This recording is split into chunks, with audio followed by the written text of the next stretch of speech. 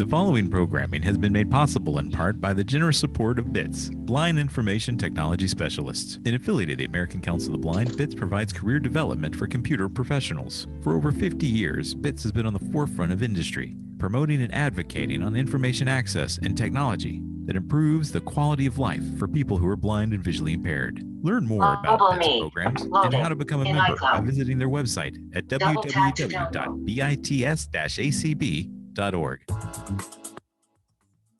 Opinions expressed on ACB Radio are those of the respective program contributors and cannot be assumed to serve as endorsements of products or views of the American Council of the Blind, its elected officials, or its staff. Good evening and welcome to the Candidates Forum, night 1 of 2. And the first night of the Candidates Forum is being hosted by myself, Paul Edwards, and I happen to be a past president of the American Council of the Blind, as well as being a former chair of the Board of Publications. And my co-host this evening is Kim Charlson, and I am immediate past president of the American Council of the Blind. And I also share the same position with Paul of being a former Board of Publications chair way back in my past, 1999 to 2001. I served in that role for 2 years, and I was an elected member of the Board of Publications as well. So we feel that between the two of us, we have quite a bit of experience to corral our lively candidates this evening into an interesting discussion, and hopefully share some great opportunities for all of you to hear their thoughts and opinions about the American Council of the Blind. So let me talk a little bit about what the kind of rules of the game are going to be. In front of each question, we'll try to tell you about how much time we think you should take to answer it. It's pretty arbitrary, but we're the bosses, so you just have to listen anyway. And what I will do is I will let you guys know when you are 30 seconds out from having used all of your time. Hopefully, we will be asking you a few questions that the Board of Publications and others have put together. And then we'll be opening it up to the audience to ask you guys questions. So altogether, we have 15, count them, 15 candidates who will be here tonight or tomorrow night. And I'm going to go through first the list of the folks who will be here tonight. Jeff Bishop, Donna Brown, Zelda Gebhardt, Kenneth Simeon Sr., Coney Sims, Dan Spoon, and David Trott. And just so everybody knows, on Wednesday, we'll have Chris Bell, Ray Campbell, Denise Colley, Deb Cook-Lewis, Doug Powell, Penny Reeder, Mark Reichert, and Cache Wells. So both nights are going to be exciting. And if you really want to get the benefit of this whole exercise as best you can, it is a good idea for you to actually be here both nights, so you get an opportunity to hear from all of the candidates for all of the various positions. So our first question is for everybody who's here. And I have that up, Paul. Would you like me to review it? And how long did we decide they have to answer this question? I think we're going to say that they have 2 minutes. I think that sounds right. So our first question for you is kind of a let's get acquainted question. So please take a minute to introduce yourself and explain what prompted you to run for a position on either the Board of Publications or the ACB Board of Directors. And how will you use, or have you used, the position that you are seeking or you are currently in and running for to strengthen the American Council of the Blind from your position in leadership? Very So we're good. gonna So begin so with, who do you want to start with, Ms. Kim? well, I'm going to opt to start at the top. Let's start So with Dan Mr. Spoon. Dan Spoon. There we The are. top. Mr. President, you're up. Mr. President. Well, thank you, Paul and Kim, and thank you to the Board of Publications for holding this Candidates Forum this evening. It's exciting to be here. My name is Dan Spoon, and I live in Orlando, Florida with my lovely wife, Leslie.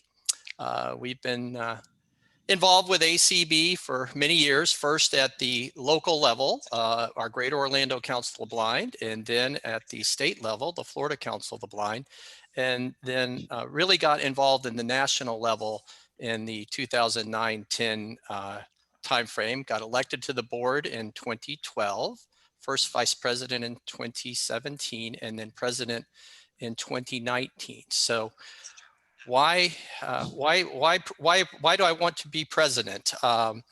Well, I think in my mind, it's an opportunity to serve. It's an opportunity to serve a community that I care very much about. Blind and low vision people I'm one of them. It's near and dear to my heart, and I really want to do all I can to help our community. I've had an opportunity these last several years, first under Kim's administration, before that Mitch, and then the last 2 years as president, to really continue to implement key programs and services for the American Council of the Blind. We've done that by bolstering our financial situation for the first time ever. We now have over $5 million in our endowment legacy and scholarship and board reserve funds. So we're very proud of that accomplishment. We've also implemented an entrepreneurial operating system, which is a methodology to manage our organization. 30 seconds, Mr. Dan. Also, we've implemented an advisory board, which is giving us a lot of wonderful advice.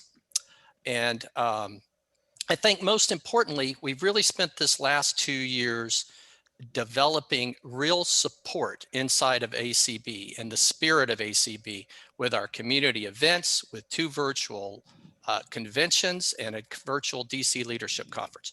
I appreciate you considering me for president of the American Council of the Blind, and I would appreciate your vote. Thank you. Excellent. Thank Do you want to continue picking, Ms. Kim? Well, sure, Paul. I'll take our other officer candidate this evening that's with us, David Trott. Thank you. I appreciate being here tonight, and I appreciate everybody that's out there in radio land listening and taking part in the Candidates Forum. I'm from Talladega, Alabama. I live here with my beautiful wife, Rhonda, who keeps me straight and on the straight and narrow. I've enjoyed being your treasurer for the last 4 years, and I'm hoping that you'll give me my final 2-year term if elected, because there's a lot of things that we're putting in place that I would like to be a part of to see them move forward.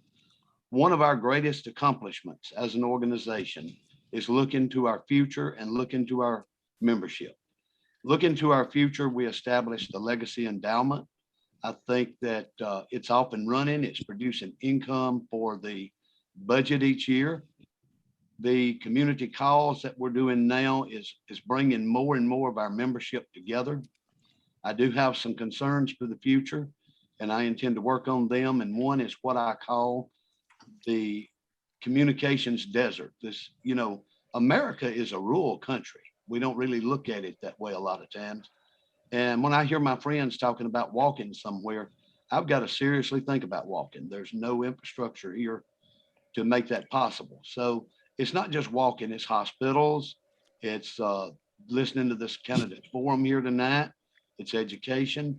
And we need to form a partnership with our sighted public in pushing Congress to put more money into true infrastructure where we need it. And that's communications and the ability to have healthcare and education. I do hope you will support me. I'm a team player. I look at the board as a team. Yes, we do disagree from time to time, but we all hug, shake hands, and leave the room when it's over. And we work together, whatever's passed, to move it forward. So I'm asking for your support again, and thank you very much. You're welcome. Thank you. And Do you want to choose, Ms. Kim? Sure, let's go to Mr. Jeff Bishop, who is All right. seeking- Thank you, Kim. Okay, go right ahead. Thank you. Well, good evening, everyone. My name is Jeff Bishop, and I live in Kirkland, Washington with my wife, Carrie, and my son, David. And I am serving on the board of directors now and hoping to serve for a second term for the next, I believe, 3 years, because we didn't vote last year, right? So, you know, I have always been an individual who has really wanted to serve, whether it was in my church or in my community. And I have been involved in ACB for quite a long time, mainly on the communication side on ACB Radio. I've got involved at the local level, and then decide to run for the board in 2015, which was a really interesting experience for me. And I've loved serving ever since. Some of the accomplishments that I have completed, we brought ACB Link. It's an iOS app available for the American Council of the Blind, and that was due to tremendous efforts of people within the council, like Paul, for example, and others who helped fund that project, as well as a number of people who have assisted in the technical aspects of this. In all the work that I've done, I can't do it by myself, and I've had great groups of people to assist me and to work with me, and so there's definitely no I in team. I am really happy to see the technical infrastructure of this organization being constantly improved, and it's an area that I have put a key eye on for the past few years to ensure that not only are our assets safe from a digital standpoint, but that we can grow into the future and scale across the organization.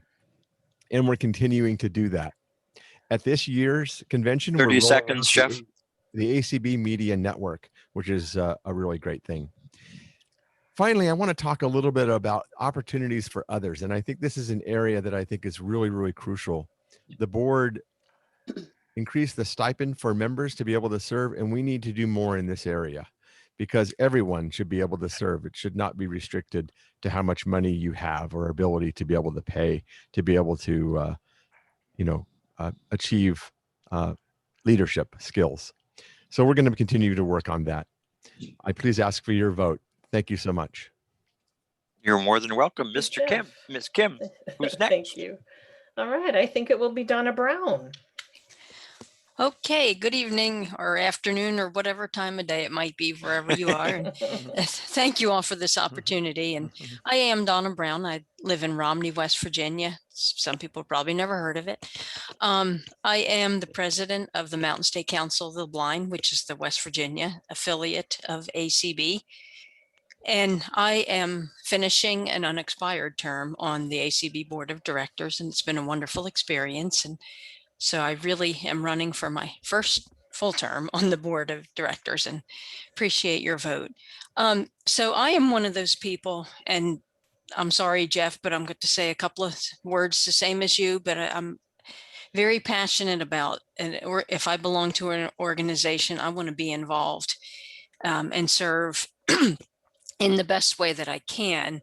It just helps me to stay engaged, and I feel like that's my responsibility as a member of an organization. So I really have a passion. Well, I have several passions, but as many of you know, I am the chair of the ACB Walk Committee, and I thank former President Kim Charlson for allowing me and encouraging me to become the chair of that committee, and thank President Spoon for letting me remain as chair. So obviously I have a passion for fundraising, not only fundraising for ACB, but working with affiliates in helping them raise funds for their activities as well. But also I really have a passion for, I live in West Virginia. It's very rural, small affiliates. 30 seconds, Ms. Donna. Oh my gracious. I really feel that small affiliates need a voice. And so I'm hoping as a member of the board, I can help be a voice for the smaller affiliates. And I have a passion for bringing a mentorship program for younger members because they're our future. Thank you. Thank you, You're Donna. more than Great. welcome. And now we have two of our newcomers. And who's the first, Ms. We Kim? do have a couple newcomers here. I'm going to jump to Kenneth Simeon, Sr., and hear from him. Hello, everybody. Thank you for allowing me to be here. And thanks to the Board of Publications for sponsoring this event. It's a great opportunity for me to be able to serve at this time, especially on the national level. I've had the privilege of being a member for over 15 years. After living with full sight for 41 years, this was all new to me about being blind and even losing hearing loss while dealing with meningitis. But I've come to know so much more about the organization, and I've been able to serve on the local level, even by starting my chapter. And we've said it before, I started with about 16 members, that is, and now we're over 50 in our local chapter. And there's so many things I've done on the local level, but on the state level, I served as president for 6 years, that's 3 terms at ACB of Texas, and had some great things going with that. As I mentioned in my candidates' responses to those questions that we were given, one thing that I'm grateful for is to be able to have put our organization in a position where we started, I started the Partners for Success initiative, where I began to get sponsorships. And in the past, we had to go to our reserves to keep us going throughout the year. And since 2013, we have not had to do that. And we're continuing to try to build other ways to strengthen our organization. I want to bring what I've done on the local and the state level to the national level. I'm grateful to be able to serve as the Durward K. McDaniel Fund Committee Chair since 2016. I've been on the committee since 2012. And I believe serving on that committee is giving me the opportunity to do what I really want to be able to do to help ACB move forward and continue a succession of what's going on now. And that is trying to identify, working to identify and mentor 30 seconds, Mr. Simeon. Leaders for the future. And I also, as I do that through the committee work I do, and having joined the ACB Next Generation group that I can find, or affiliate, that is, that I can find and identify people that may be able to help ACB to move forward. I want to work with them. And working on a succession plan continually. Dan and I have had some conversations about that. And that's one thing I'm passionate about, making sure that we have things planned for the future for us to continue to grow and in many ways, not just in membership, but making sure that we are able to be stable and a vital portion of the United States. Thank you very much. Sure. All right, let's hear from Connie Sims. Connie. Thank you, Kim, and thank you, Paul, and the Board of Publications for having this. I am Connie Sims from Sioux Falls, South Dakota. I am married to my wonderful husband, Seth, and I've had low vision since birth, and almost lost my sight a little bit, and then got some of it back.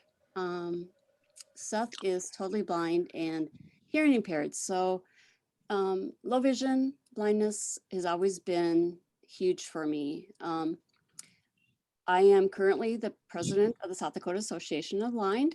I have served in the past as their board of directors. I helped with the state treasury. On our local chapter, I have been the president, the treasurer, and the vice chair. So I feel like with my background of leadership and advocacy work, I feel like I could bring a lot to the board of directors. I have been an advocate all my life. My parents taught me to be an advocate when I was a child, and because they had to advocate. So they taught me how to do that. And I feel that it's huge. I grew up in a rural area, just like Donna. I am from a rural state, and I want to work to help the rural states, the smaller communities, succeed. You know, funding for transportation, for elections, for anything is different in rural 30 seconds, Connie. than any other place. I'm also on the voting task force, and I am proud of that because we can have everyone vote, and I want everyone to have inclusion. So I wish you that you'll vote for me, and I hope that everyone will be able to vote and be included and be part of the ACB family. Thank you. Thank you, Miss Connie. And last on the list, but certainly not least, I'm going to recognize Zelda Gebhardt to tell us about herself and her position that she's seeking. Good evening, everyone. I'm Zelda Gebhardt, and I am seeking a position. I'm seeking re-election on the Board of Publications, which I've proudly served on the last 2 years. I feel like that once upon a time, I heard a quote from Alfred Lord Tennyson saying, "I am a part of all that I have met." Well, I feel like many of you on this call tonight, I am who I am because of meeting you and watching you and learning from you. And I am from Edgeley, North Dakota. I'm a hardworking, dedicated volunteer. I've been a part of ACB since 2003 when I became a member of the North Dakota Association of the Blind.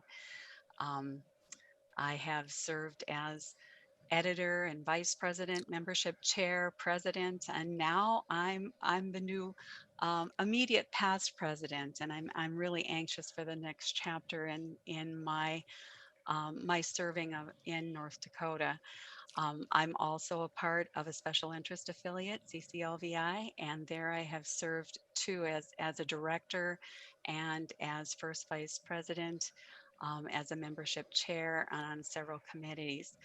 It's been my pleasure to be a part of ACB and serve on the national level on the DKM First Timers Committee, also on the auction committee.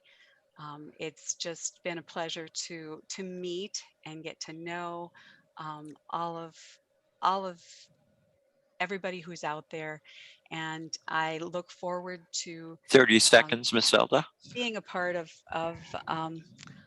that in a deeper, more concentrated way. I am really excited about ACB and the opportunities that we have at this time, and I just want to be a part of that. My opportunity in my work history of being able to transition our little medical facility into a healthcare network helped me form a lot of policies and work. And I thank you for this opportunity. Thank you. It's sad. It's amazing how quickly time goes by when and we never seem to have enough time to say what we really want to, but the only good news is that everybody's under the same constrictions. So we have a question that is for Board of Directors members, and I think that we're going to get our questions out of the way and then leave it up to the audience. And if we don't have enough questions, then of course we've got some others. But we've been through a lot during the pandemic.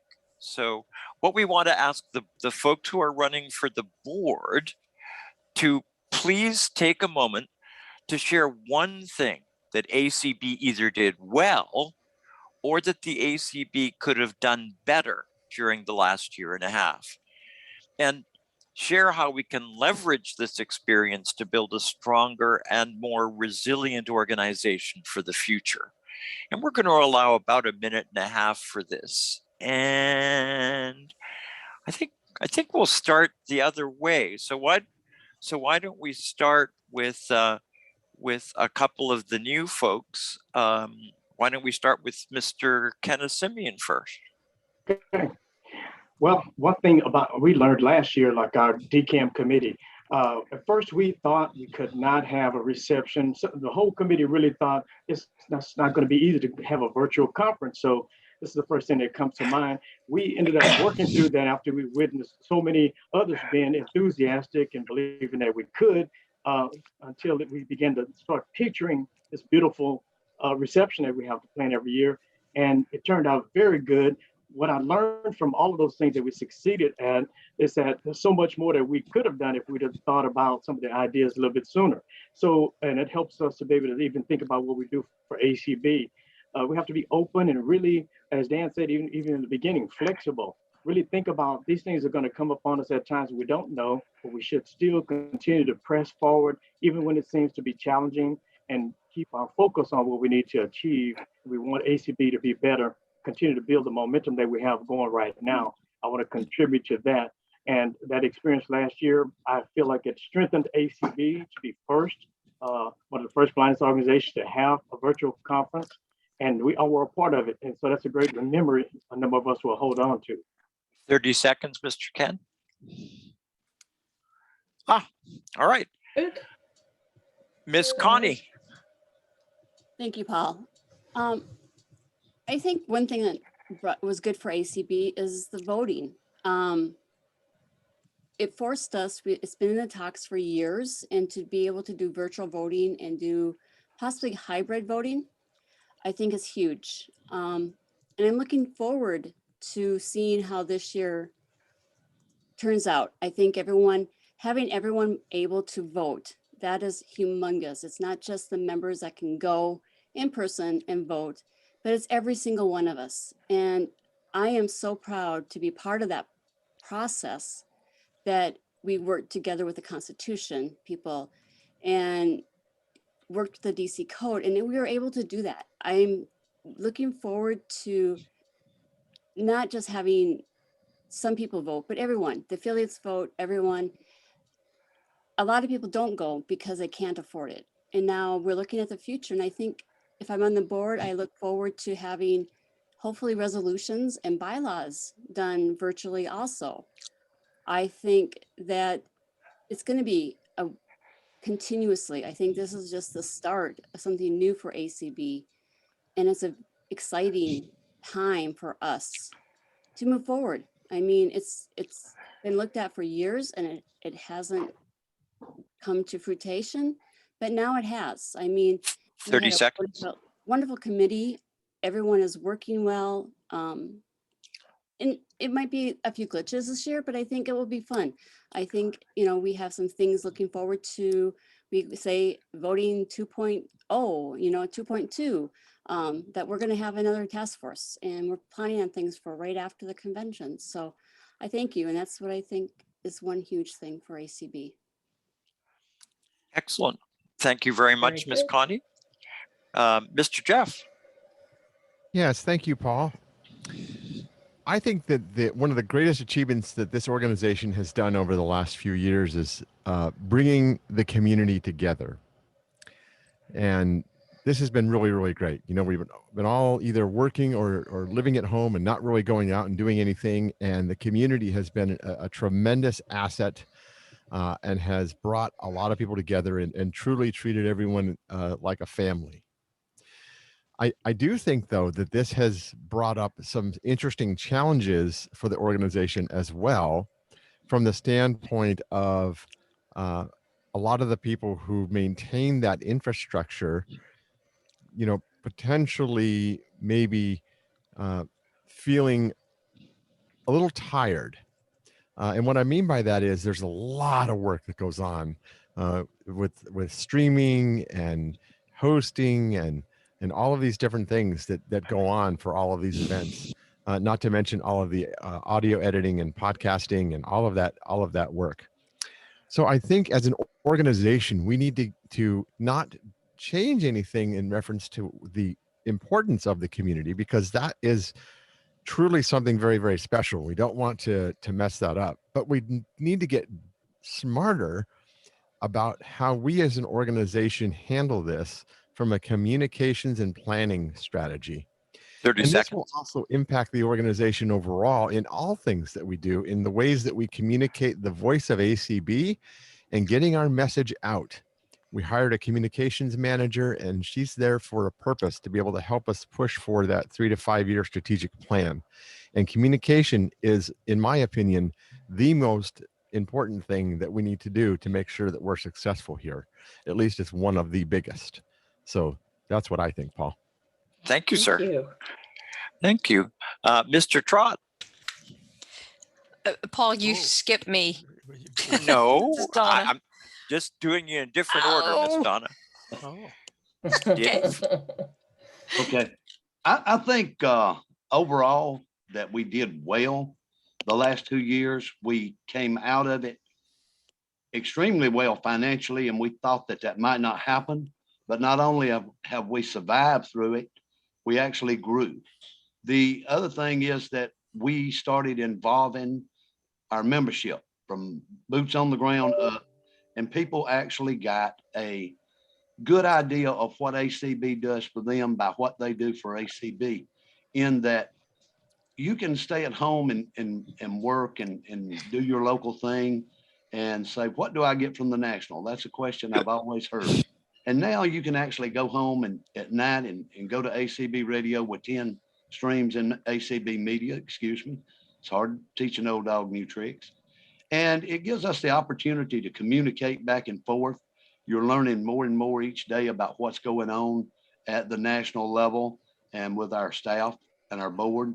And I think that the growth we had from you with over $1 million in in-kind donations, which was 4 million volunteer hours, that is a lot. And we're tracking this kind of stuff now, and it's going to help us in the grants program and to bring on people from outside some of the big corporations. They see that our membership is actually giving back. So I think that we learned more than anything else. That's what was the best thing that we got out of the past 2 years. 30 seconds, sir. I think if there's any downside to it at all, is that, you know, we didn't grow fast enough, but we did grow. And I think now that it's going to be and it's going to behoove us to help our state and special interest affiliates to gain members that they might have lost through members at large, because we want people to belong to their state and local affiliates, because that's where a lot of the groundwork gets done for the things that we do nationally. Thank you, sir. Very good. Mr. Spoon. Well, thank you, Paul. I think what we did really good over the last year and a half was we were willing as an organization to take some calculated risks. And it was very, it was hard. It was change was coming at us at an amazing pace, just wave after wave after wave. And I think, when the board stood up on March 30th a year ago and unanimously voted to have a virtual convention and to work together for ACB to do our best to be creative and pull it all together, and then getting so many people involved. We ended up with 108 breakout sessions with over 400 participants. And our committees and our special interest affiliates all had a tremendous role to play, and they all rose to the occasion. And you couple that with the community events, which started out with 3 and then 11, and has now grown to, in many cases, 100 events a week, and all done by blind people and visually impaired people helping blind and visually impaired people. It's just been spectacular to see the collaboration. 30 seconds, Dan. Thank you, Paul. And what I think that has also provided for us is just continue that momentum.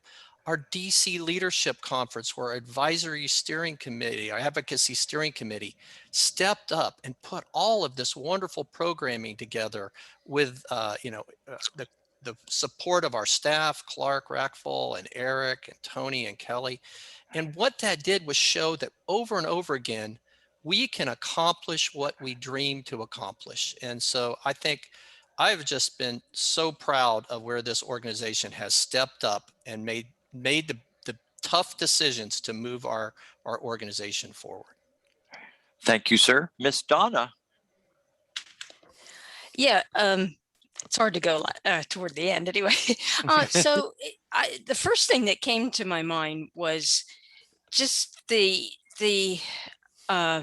forward thinking of the ACB staff. For example, like Tony Stevens implementing or making people aware of the payroll protection, plan thing, and that helped put resources into our treasury that really we might have not had otherwise. But we also had other staff. I just, was amazed with people Cindy Hollis, who thought of, let's do something. People might be lonely. We need to reach out to these people. And my word, it ballooned into the community. So I think that the first thing really is the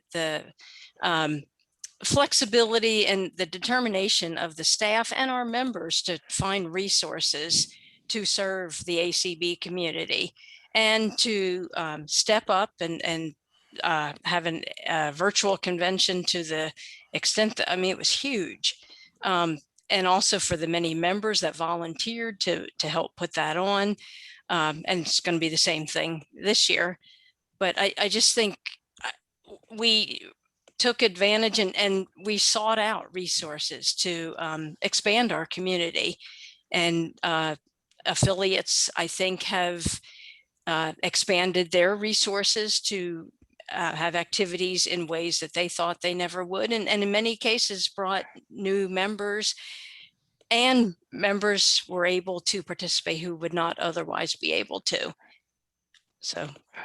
Thank you very much, Ms. Donna. So, Ms. Kimmer, we have a choice. We can go out to our audience and have them ask a few questions, or we can do the single question for Ms. Zelda, or well, let's give Ms. Zelda an opportunity to shine here and ask her a question. So over the past several years, the Board of Publications and the ACB Braille Forum Editor have done a very good job strengthening the quality and the variety of content in the ACB Braille Forum and the e-forum and other ACB publications. I'd like to have you take a minute to share what you think should come next. How can the ACB improve the quality of its publications, and what can you do to help make this needed improvement a reality? You could have 2 minutes to tell us what some of those thoughts might be. Okay, thank you, Kim. I really think that resilience is the key issue here, and I think flexibility will be what our future for the Board of Publications in the future, with the change in the leadership roles, with the addition of the steering committees. That's kind of shifted things a bit, and I think we need to gather our footing and know really what place we have at the table. I believe that we still have important roles to fulfill. They may be different, and we have to look toward the future and see just how that might change things and remain flexible. When change happens, other change happens too, and we need to evaluate where the organization is currently and seek as to how our positions on the BOP as the BOP might need to shift slightly with those changes. I do think that the themed newsletters have been popular and have encouraged people who hadn't previously 30 seconds articles to go ahead and to present their point of view in that particular fashion according to those themed editions. And I'm just ready for the ride. I am ready to dig in and do what I can. That's kind of my theme is, if you're not a part of the solution, you're part of the problem. And so I look for ways of problem solving and working through situations. And I'm ready and willing to serve in that fashion. Thank you, Zelda. So, All right. do we get to ask folks in the audience if they have questions? Well, I think we might do that now. I think this is a good plan. Do we have any hands raised, Madam Host person? I think our host is Miss Desi, I believe. And That is correct. Can you hear me? yes, We can, thank you. Good, because my start was a little crazy, but I'm definitely here. Okay. We do not at this time. All right. Oh wait, Patrick has his hand Oh, raised. all right. So Mr. Patrick. you should be able to talk. Oh, Kim, thank you very much. This is Pat Sheen. So my question is, ACB has just been given $5 million, erecting a statue to David Trott. How would you spend that money? So we got given $5 million because we erected a statue no. of David. Or we're about to. I'm not sure we got that. No. Yeah, your ACB has been given $5 million. How would you spend that? How would we spend it? How would Okay. we you spend it? Now, you could have that statue to David Trott. Well, but we I'm not could. sure I would Yeah. spend it. Yeah, Could. so Kim and I will take turns this time. Who do you want to go first, Kim? Gosh, I really got bogged down on that statue of David Trott. I don't know why, but maybe we should let him defend himself as to why or why not. There we go. But we'll start there. What do you think? A minute each for this question, Ms. Kim? Maybe 90 seconds if they need it. 90 seconds. Woo! Mr. Trott, you're up. $5 million. I definitely don't recommend you do it. A statue of David Trott. First of all, wouldn't have any hair and the water would fall straight down. So, but realistically, if we got $5 million, I would like to see about 40% of that go into our legacy endowment, because we do want to protect the future of our organization. I think then the other 3 million we might put do something we've never done before. I would like to see us split that 1.5 million apiece and work that into our state and special interest affiliates to where they would gain from our windfall. Secondly, the other 1.5 million, I would like to see it put in a position to where we know by what we're doing now with the professionalism of our staff. We've hired some quality staff people over the last 2 years, and we already had some in place. We've got a great group of people, and we need to be sure that we can do what we need to do for the future of ACB.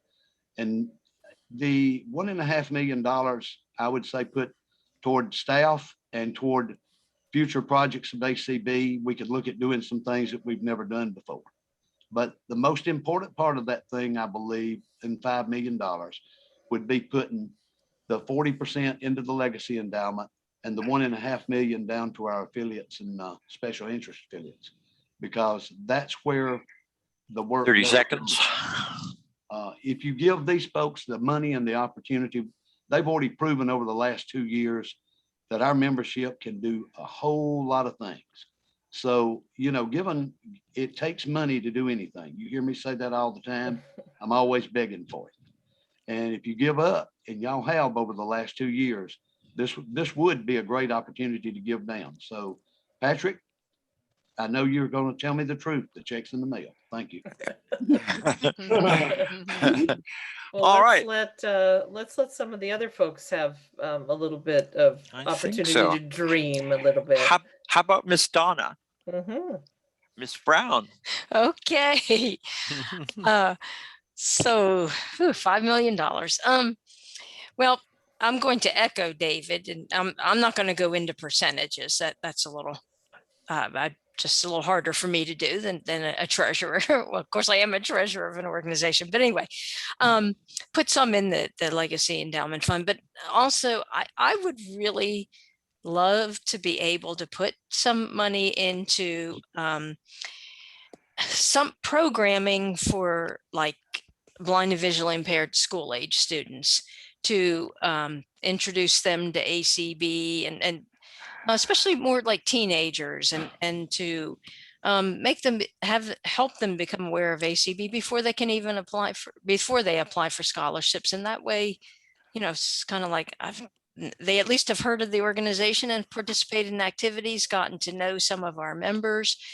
Also, some of it I'd like to, of course, go toward staff positions and to obviously maintaining the offices. And 30 seconds, Ms. Donna. To maybe provide, some nice stipends for more people to be able to come to leadership seminar and the ACB National Conference and Convention. Excellent. Thank you. Very good. Ms. Kim, who would you like to go next? All right, let's go back and hear from Dan. Dan? Oh, thank you, Kim.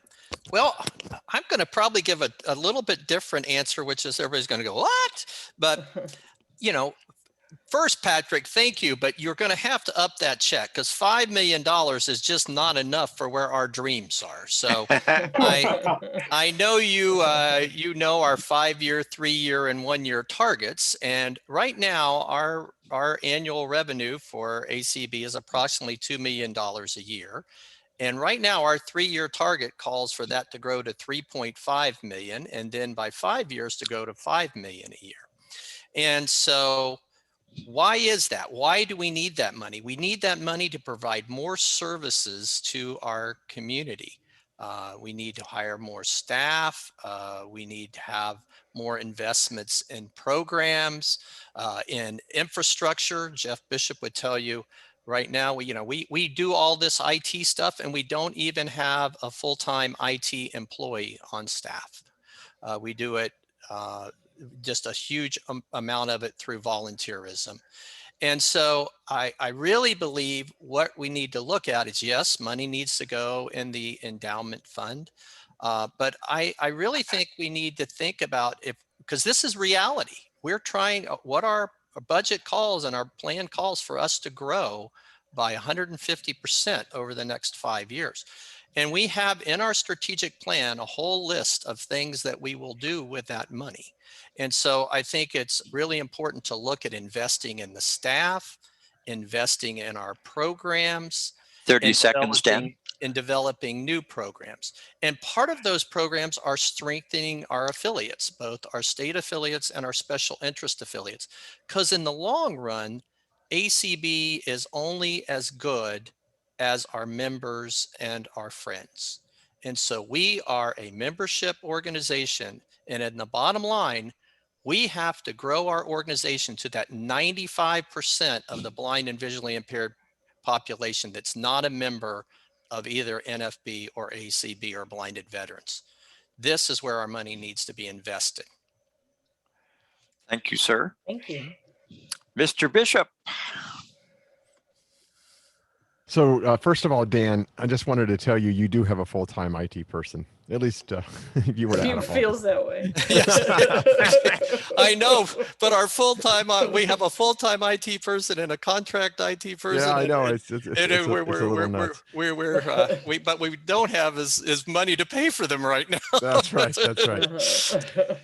So I've thought a lot about this. And first of all, $5 million doesn't really go that far if you were to look at today's dollar. Gosh, it's not like 30 years ago. And I thought, if I had $5 million, what would I do to ensure that the organization would be sustainable, meet its 3 to 5 year plan, and have the largest amount of impact in changing the lives of our membership? And I think I have a couple of answers, at least I would hope I would. First of all, we need to strengthen the organization with our seniors and families. Families are so critically important in this organization. And when I say families, I'm talking about brand new couples who are just raising, really small children who may be blind, bringing them in the organization early, and getting them to understand what being a part of ACB is about. And then what about seniors? Well, we know that there's going to be a major influx of people who are blind or visually impaired in the next 20 to 30 years. And that's mainly due to health issues, right? And we do not have really accessible health equipment to be able to allow people to live independent lives. We have some, but you know, this industry has not done enough. So I would put probably a good half of that money away for a rainy day fund, but I would really strengthen families and strengthen seniors by strengthening what we can do as an organization to improve the lives of people in reference to their health. Because if you do not have your health, it won't matter if you're a member or not. 30 seconds. That's what it's really all about. So that's what I would do. I would focus on impact that could change people's lives, both for those who are young and those who are, you know, more senior in our organization. Both are very, very critically important. Thank you, sir. Very good, thank you. Mr. Kim, which of our new folks?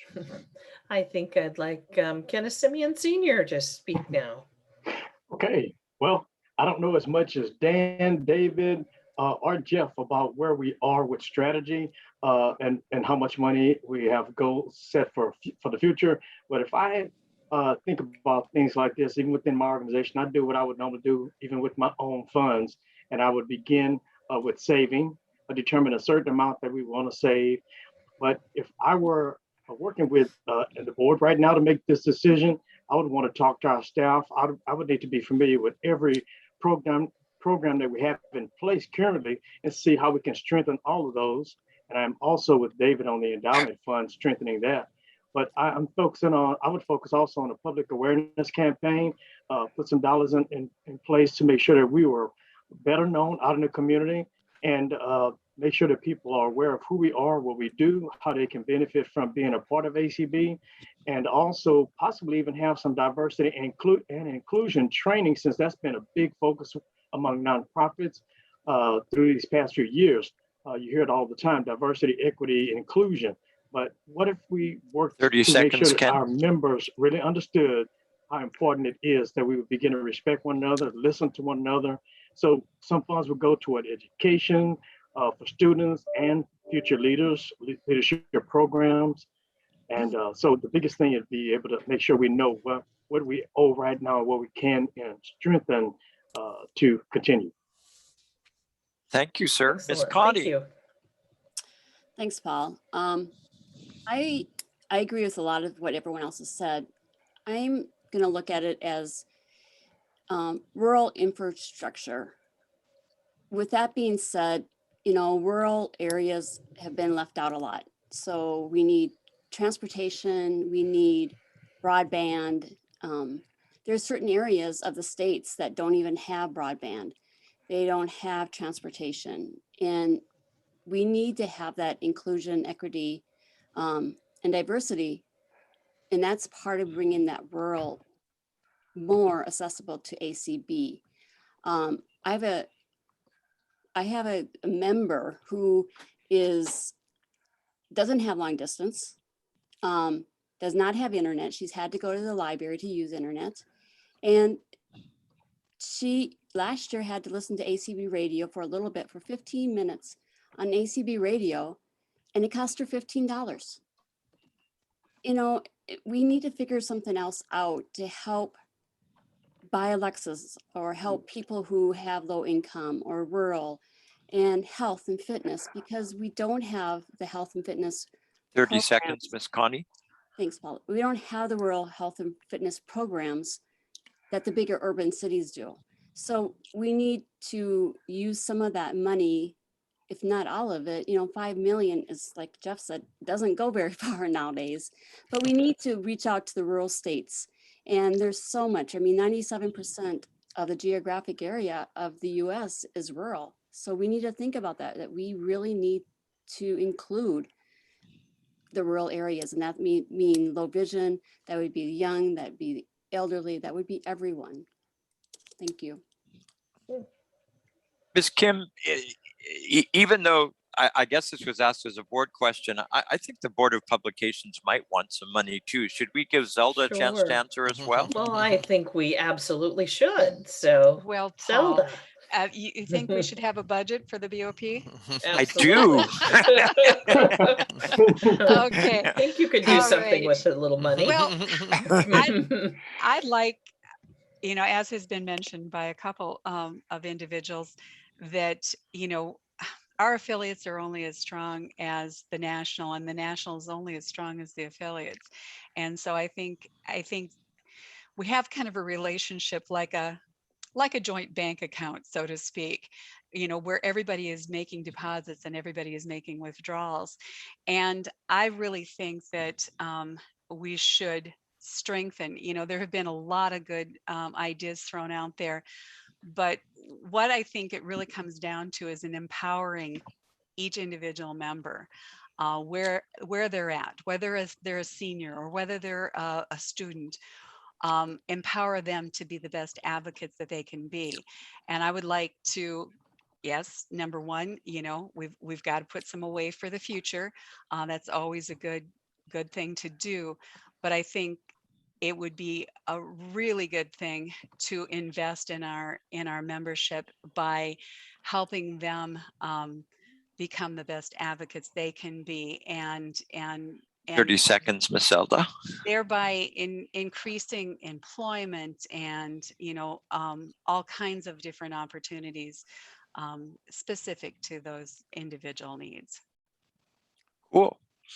Mr. Patrick, that was a great question.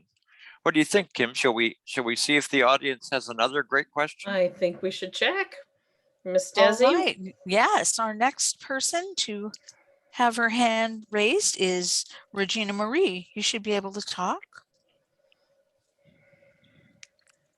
Good evening. Hi there. Hello. Well, I don't have any money to give away. I'm sorry. Well, we'll have to go a different direction with you. Okay. You've got an interesting question for us. But you have time and I have talent. some That's bills, right. but that's another call. Different kind. All right. So my question is on inclusion and diversity.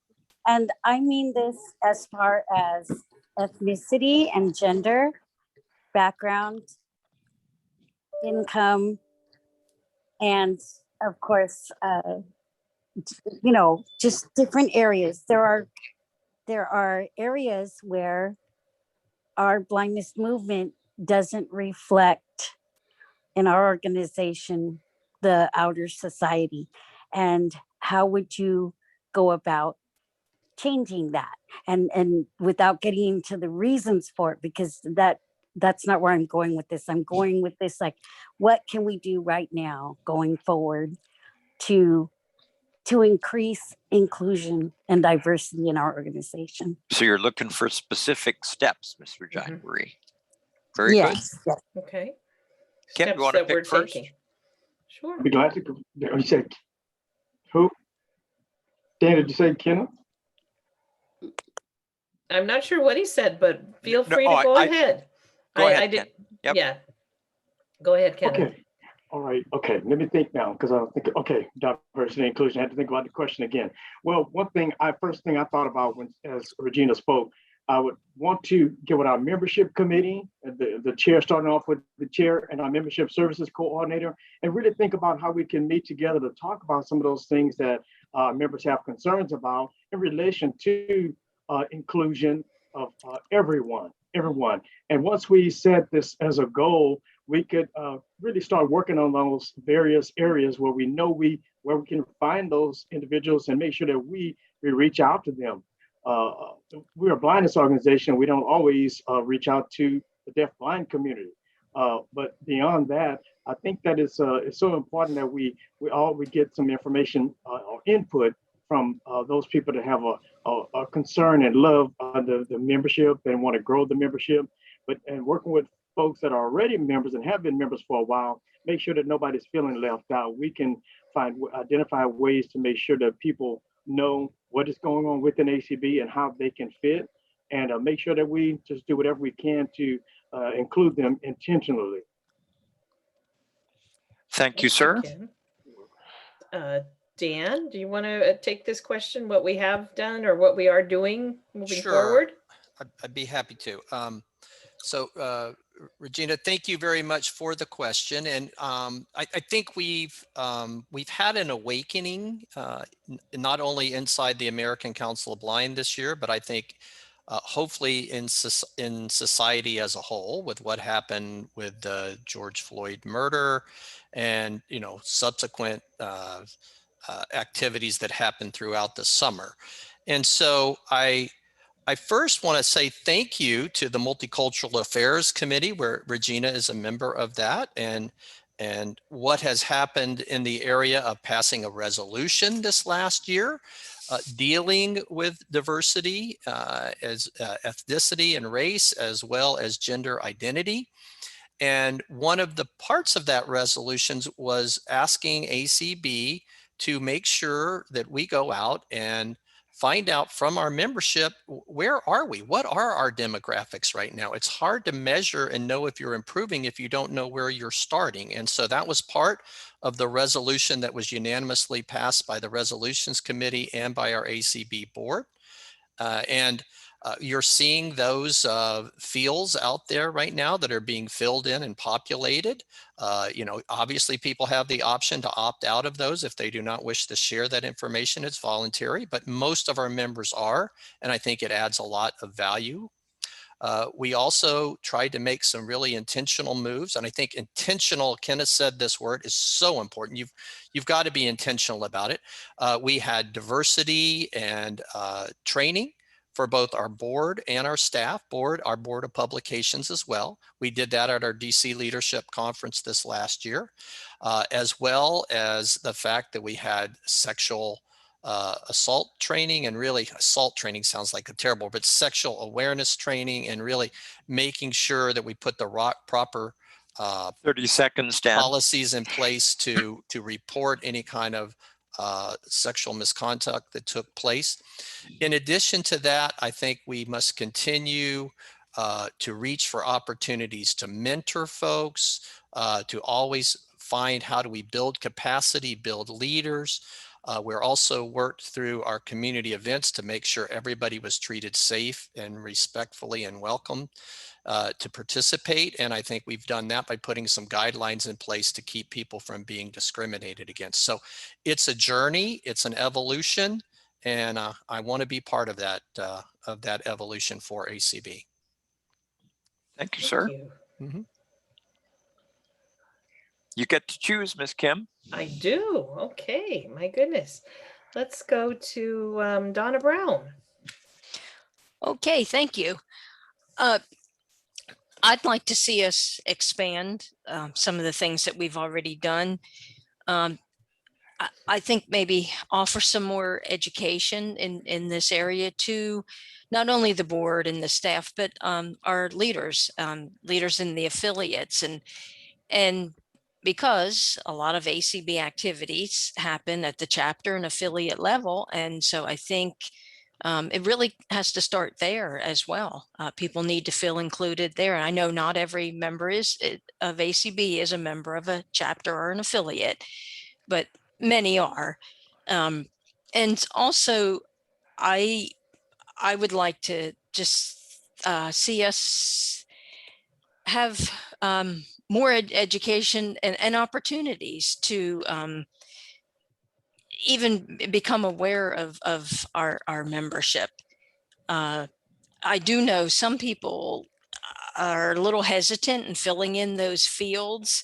So I think maybe educating our ACB community and why those fields are there. I know we have a little bit, but I think maybe more education in that area could be done so that our members understand why we'd like to know that information. That's really about all Thank you. Very good. Thank you. Let's hear from our other new person who's running, Miss Connie. Thanks, Paul. Thanks, Regina. It's a good question. Diversity is huge. I think, again, it happens on the local chapter, local level. I think that we need to mentor people. I think all individuals, I think we need to make sure that minorities are on committees and subcommittees. in South Dakota, we have the poorest Native American reservation, and trying to include everyone, that's a diverse group, and inclusion, we need to make sure that everyone is included. You know, it's communications, you know, we're doing so much with the Braille Forum. Why not have the Braille Forum in other languages? You know, we have a lot of Spanish, you know, we're doing Spanish calls on community calls. Maybe we need to start doing some Spanish, you know, other languages for the Braille Forum. We need to make sure that everyone is included in that diversity. So, I mean, diversity is so wide open. It can be from, you know, race to poverty, you know, to anything. So when I look at diversity, I think we just need to have inclusion for everyone.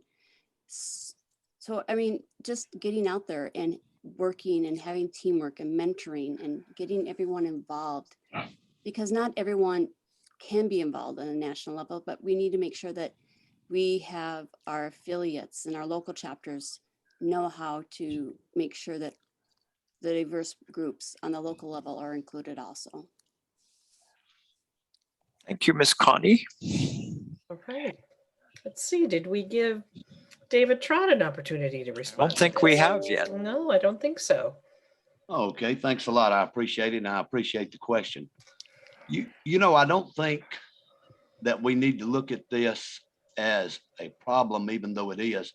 I think we need to look at it from a solution standpoint and start with inclusion, and we've already done that. Every member of ACB will have the opportunity to vote for the first time in our history, and we're 60 years old. That doesn't say much for ACB as far as inclusion. I'm hoping when we go to a hybrid convention next year, and I urge and commit my support to it, that we will have voting for every member of this organization. Because with your vote, you can change the direction that we go. You can do so much. Your vote empowers you. The second thing I think we need to look at is language inclusion, because we don't do a very good job of that at all. We have a large blind Hispanic community. We have a large blind Asian American community, and we need to look at all these things. The second question I asked myself was, we've included a lot of different races over the years. We started out with a lady that was vice president of ACB, Pam Shaw, and we had several after that. And you've got to ask yourself, did we not give them the comfort? Because they go away, they don't go away from ACB, but they go away from the offices. I'm concerned that once we elect someone, that we make them feel comfortable, that we make them feel a part of us, because you all are truly a part of us. Those of you that know me at the National Convention, I'm out there meeting people because I love people. And it's just an opportunity. I think this is a great opportunity that this has come up, because it's not only going to give us the opportunity to do the right thing, but it's going to give us the opportunity to grow. It's going to give us the opportunity to gain expertise that we haven't had in the past. And I think it's just the right way to go. Thank you, sir. And I think the last person, we'll give Zelda a chance if she wants to say something, but I guess the last person we haven't heard from yet is Jeff Bishop. Yeah, thank you, Paul. You know, this is really a great opportunity for the organization to really lean into this and really do more. I think it's a issue that we need to work on a number of fronts. First of all, we need to make sure that we're reaching out to all of the people across the organization, whether that be people who are members at large or members of special interest affiliates or state affiliates. And then we need to be providing mentorship and opportunities at all leadership levels. And I think one of the greatest opportunities we have in this organization are our committees. And these are just great areas where people can learn from others who are serving in this organization, and it builds up leadership skills and really pushes the ball forward for opportunity for people to run for board positions and officers and all kinds of things here. So I think we need to be doing that. And then we also need to be encouraging our members to be looking in to themselves to see if they would like to be able to serve. Because I remember a number of years ago when we had to go begging for someone to run for a board position because there were at least one that was not, there was no one there to fill it. So there is plenty of opportunity in this organization. And I think that it's there for the taking. And we worked really hard this year on increasing the stipend for people to be able to serve in this organization. Money should not be the barrier to entry to serve.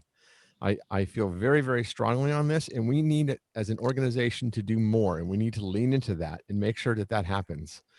Just because you can't spend a couple $1,000s a year of your own personal money doesn't mean, because you don't have it, doesn't mean that you shouldn't be able to serve. And I strongly feel this way. So we as an organization, whether that's through grants or through just money that we have within the organization, we need to do more, because this should not be something that stops someone who truly wishes to serve and make a difference in our organization. I strongly feel that way.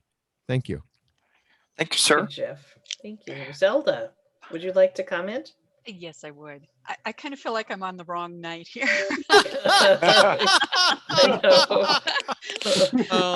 I'm not We're used glad to you're just here. bringing up the tail here, but I really think that an awareness has been brought about, but we need to go beyond that. Everyone is important. Everyone has value, and everyone has a unique perspective. I'm a wife, and I'm a mother, and I'm a grandmother, but I'm more than that, and I'm more than just a low vision person. And everybody is. We're so multifaceted that I think the respect that we show one another, and the welcoming that we do to one another, to consider each other's viewpoints is really the crucial thing here. And it's not just enough to be invited to be at the table. We actually have to be able to participate at the table and know that what we have to share will be accepted. We've got to feel safe in sharing our unique viewpoints, and that's a little harder thing to achieve. I think it's incremental, but I think with just the adoption of our core values goes a long ways. Because if we take them very seriously, that respect that we show one another, that's the key. That's the foundation to really including one another. And it isn't a matter of we have so much percentage of male female ratio or nationalities or whatever.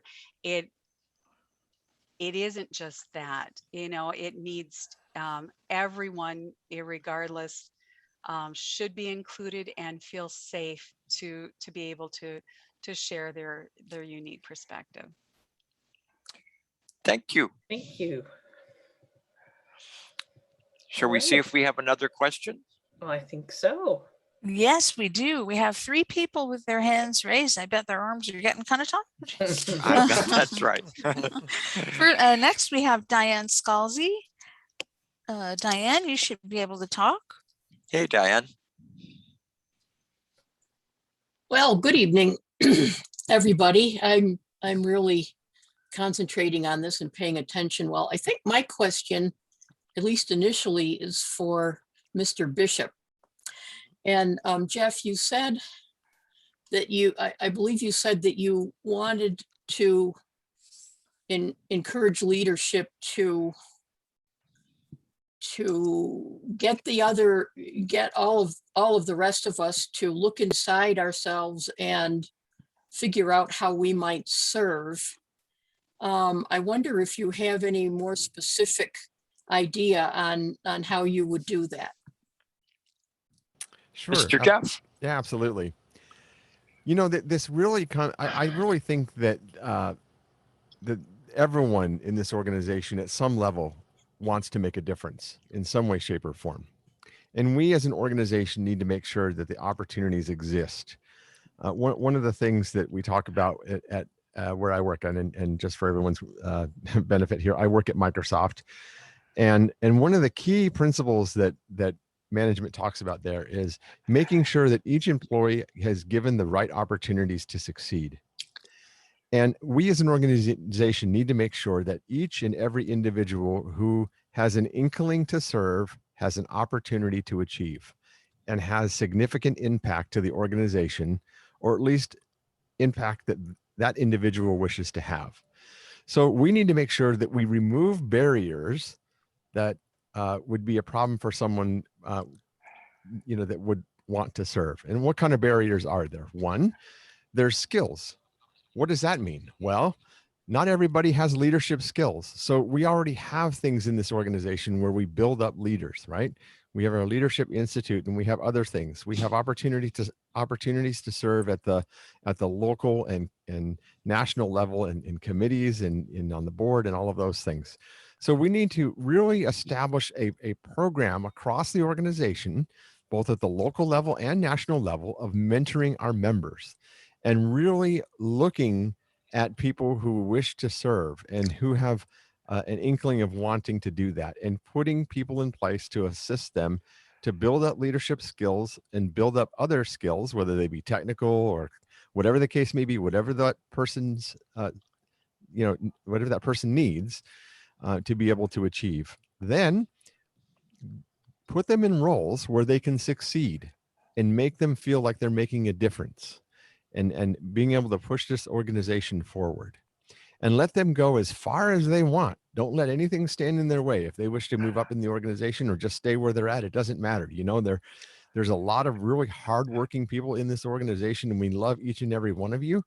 And it's great to see all of you serve. So really, it's about reducing barrier to entry, providing great mentorship, and then making sure that we provide significant opportunity for everyone in some way, shape, or form to serve in this organization. Does that answer your question? I'm sorry, I already disabled her talking. so- Okay. Okay. Sorry. Okay. We'll Does hope any- so. Does We'll anybody hope so. else? Thank you. Does anybody else want to jump in on this question? This is Dan. Uh-huh. Just to add a little bit is, I agree with Jeff, and I think, again, I keep coming back to the words that we really have to be intentional and make concerted efforts. It's just not going to happen organically on its own, right? So just one small example, when I first became president 2 years ago, as for those who've been in the organization for a little while, the way you communicated up until here just 2 years ago with our organization is you posted something out on leadership, and then the leaders of our organization sent that information further down the line to the state affiliates, special interest affiliates, and local chapters. And so as soon as I became president, I wrote out to the leadership list and said, I'm really interested in anybody who would like to join a committee for ACB. And I got 10 emails from our leadership list. And so then we asked, Sharon and Kelly and Nancy, could I send this message out over Constant Contact? Because we had now purchased Constant Contact, and it could go out directly to our members, to everybody that had an email address. So we tried going through our leaders to get to the members to see if they were interested. When I sent the same message out on Constant Contact, in 2 days, I got 100 responses of people who wanted to join committees. So that took me the better part of a month to go through all those and call everybody and have conversations with them and find out what they were interested in. And at least 90% of those folks we were able to place on committees. And I think what that showed me was there's a thirst out there, and we have to be able to be intentional about it and communicate directly to our members and let them know there's an opportunity to get involved. And so I think that's just one example, but I think we continue to learn as a leadership team that there's more and more opportunities to do this type of work. Thank Kim you. and Paul, this is Donna. Can I? Sure. Okay. I didn't know if you wanted to open up to anybody else or. Go. Yeah, I think the leadership of the organization, we as a board also need to be in whatever way, virtually or however it might be, mingling with our members and being cognizant of maybe potential leaders or listening to their interests. And, most people aren't going to come and say, I really want to be a leader. I mean, that just it doesn't really happen generally that way. So I think we need to be aware of the members in the organization and be willing to stretch ourselves and pay attention to because you can pick up on skills that people have in a lot of cases by listening to them and being part of the community events. You can learn a lot from those. So I just think we as a board need to stretch ourselves and be out there in the community more and be paying attention to what we hear in those different events. Thank you, Miss Donna. Anybody else? I would like to speak. Sure. Thanks. I think that, ACB has the right intentions and very intentional that we have the JP Morgan Chase fellows and first timers. Myself being a JP Morgan Chase fellow last year was an honor. And I think this is a great program that we are reaching out and having people do the interview process. It can be intimidating and it can be, hard for first timers, but I think it's awesome that we're doing that and being intentional, trying to find the leaders, trying to find people that are interested and mentoring them. And then we have the scholarship winners.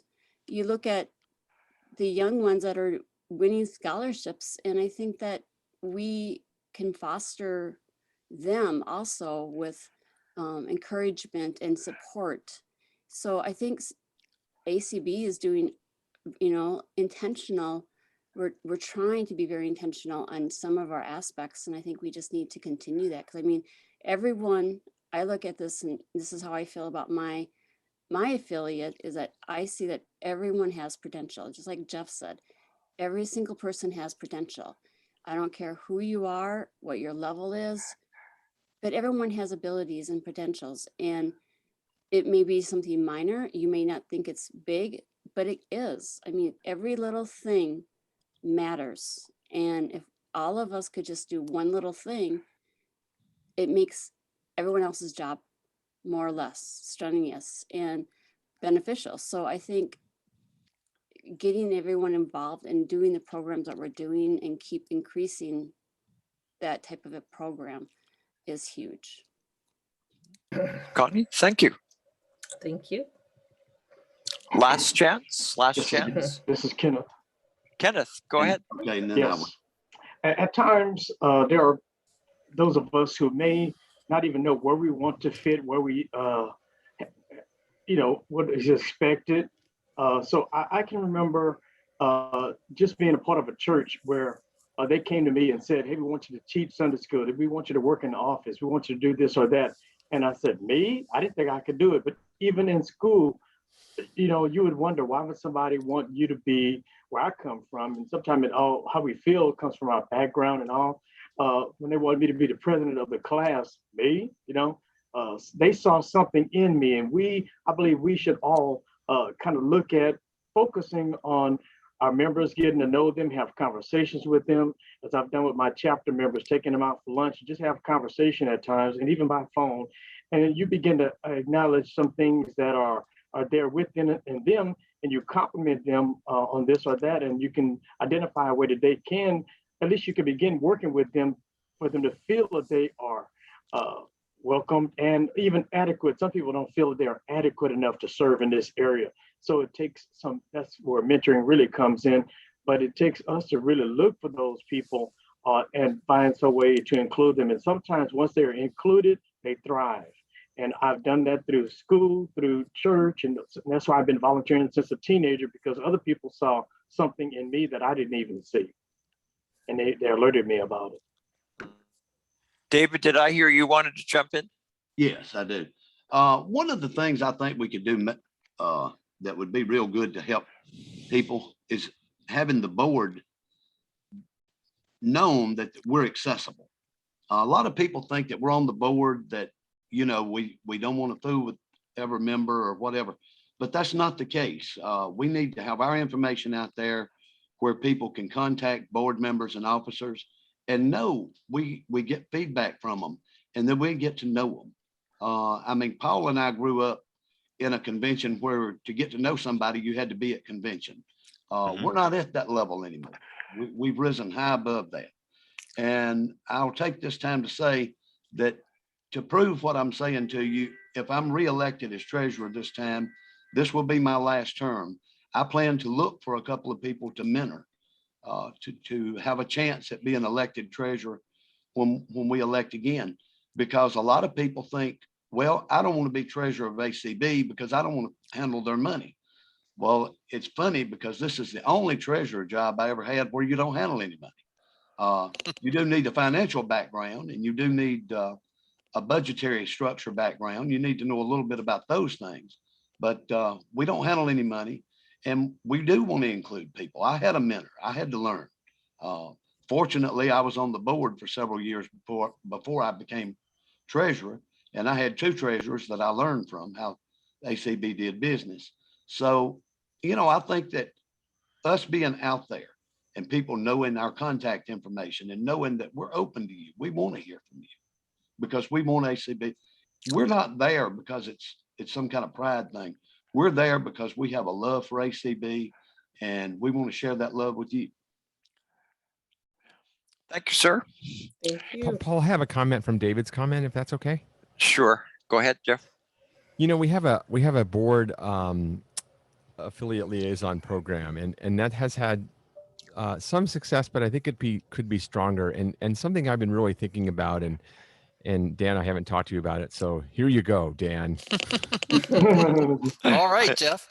I really think that, and I've thought a lot about this, and it's something that I think we need to do as an organization, which is we need to have a monthly meeting where board members rotate in and out.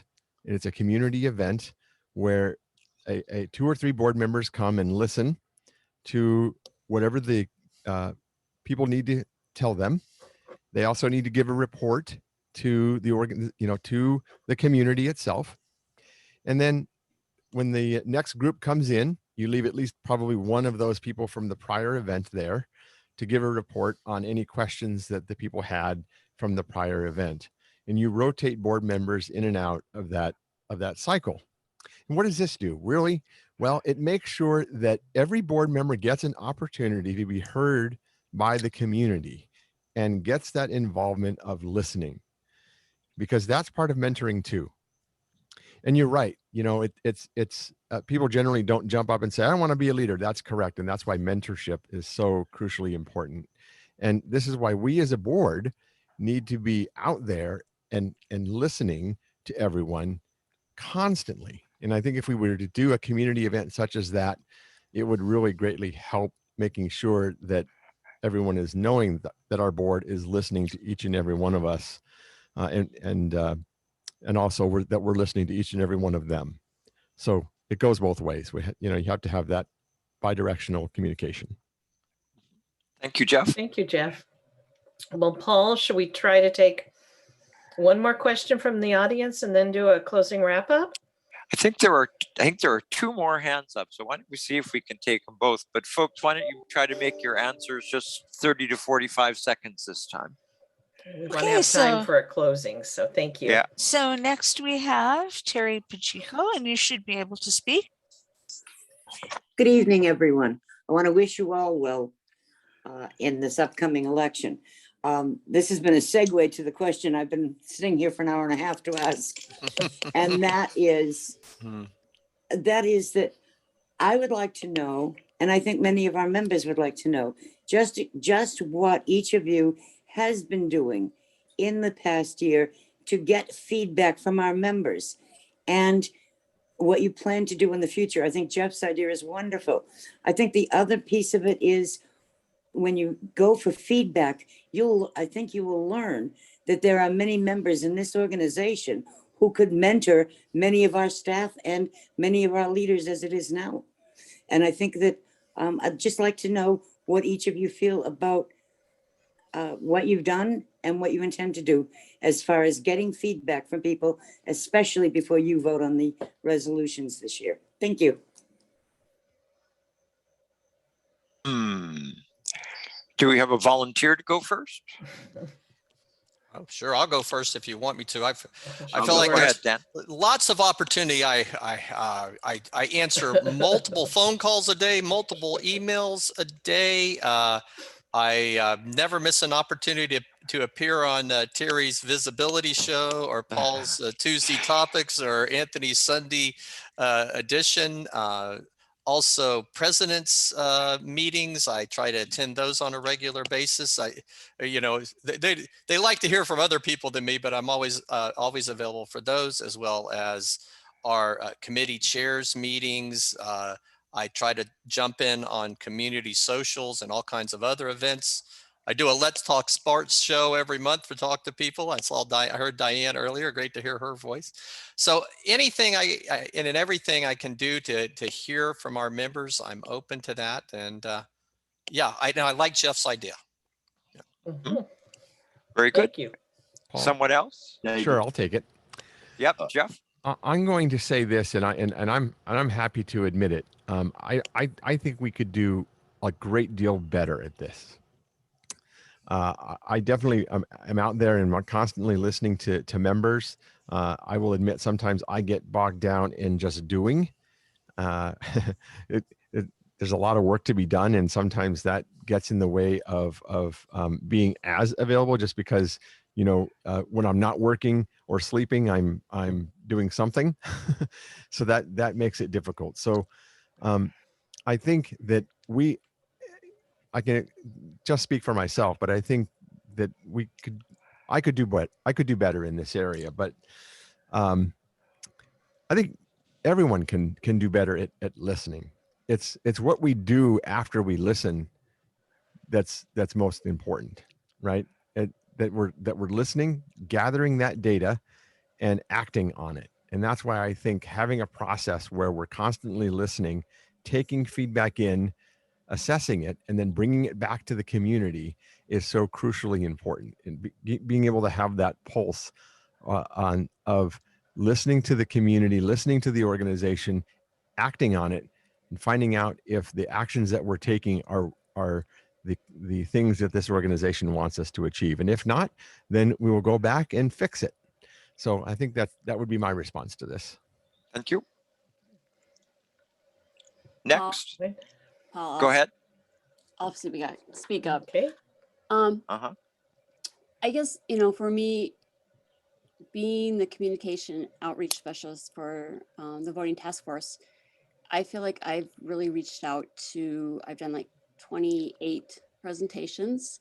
I've done a lot of one-on-one calls, and I'm happy to do that. And I would continue to do that. I think all the communications that we can do, all the outreach we can do, getting to know our members is the big thing, the communication.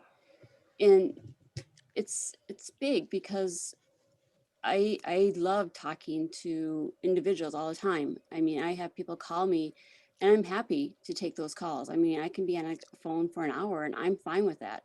If that's what it takes to help a member understand, and if that's on a national level or a local level, I think that you take that time to get to know your members and you outreach, like Jeff has said and Dan has said, you just continue, and we have that mentoring, and we just need to make sure that our members are always know that the door is open, that we can always reach out, especially with the board liaisons. I mean, that's a huge thing. And I think being able to know that we can have that and feel comfortable reaching out to someone and know it's safe, that you're not going to be judged and included.